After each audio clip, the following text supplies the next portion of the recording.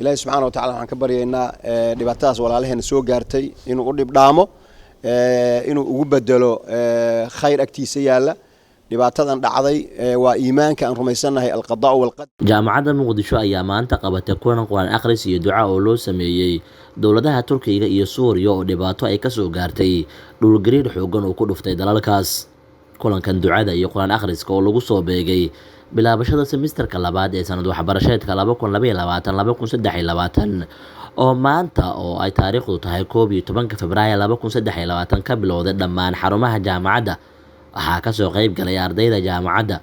maamulka, macallimiinta iyo qaar ka mid ah culimada Soomaaliyeed. Sheekh Cabdulxayi Sheekh Aadan oo ka mid ah culimada Soomaaliyeed ayaa Alle uga baryay inuu dhibka ka dulqaado walaalaha Turkiga iyo Suuriya. Walaalaheena muslimiinta ah ee shacbiga Turkiga iyo shacbiga Suuriya oo dhul gariir xoog leh oo lagu qiyaasay xooga uu leeyahay inay Turkiga ugu dambeysay 1939kii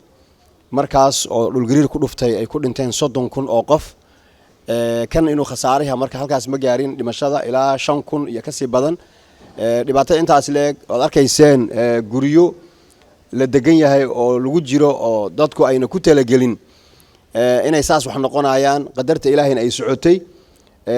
uu ku soo dumay oo adduunka oo dhan markii laga daawaday la arkay guryahaas ay u dumaayeen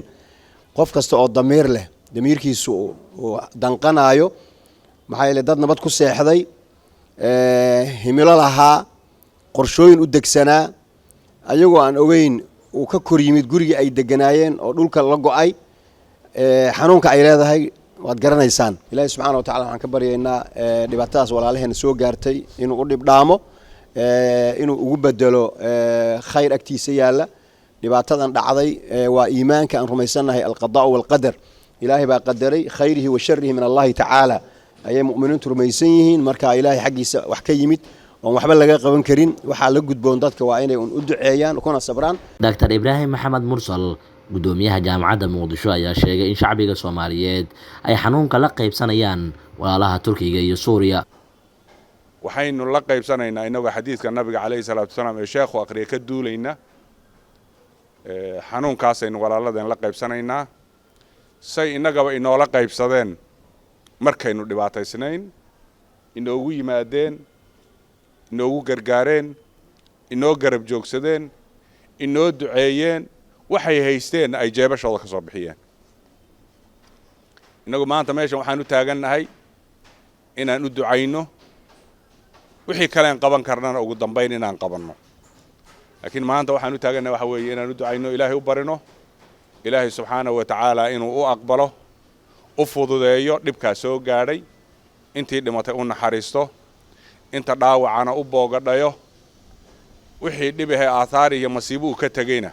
ilaahay inuu u fududeeyo shacbiga labada shacbi ee muslimiinta ah waa inta uu sheekhu sheegay aniga hadda hadal kuma lihi. Dowladda Turkiga ayaa si xooggan u garab istaagtay ummadda Soomaaliyeed xilliyadii adkaa si gaar ah abaarihii dalka ku dhuftay waxaana ilaa hadda ay qayb ka tahay dowladaha saaxiibka dowladda ah Jamhuuriyadda Federaalka Soomaaliya. jaamacadda Muqdisho oo la aasaasay sanadkii 1997kii soona saartay kumanaan arday ah waxay sidoo kale qayb ka tahay adeega bulshada iyo qaran dhiska Soomaaliya.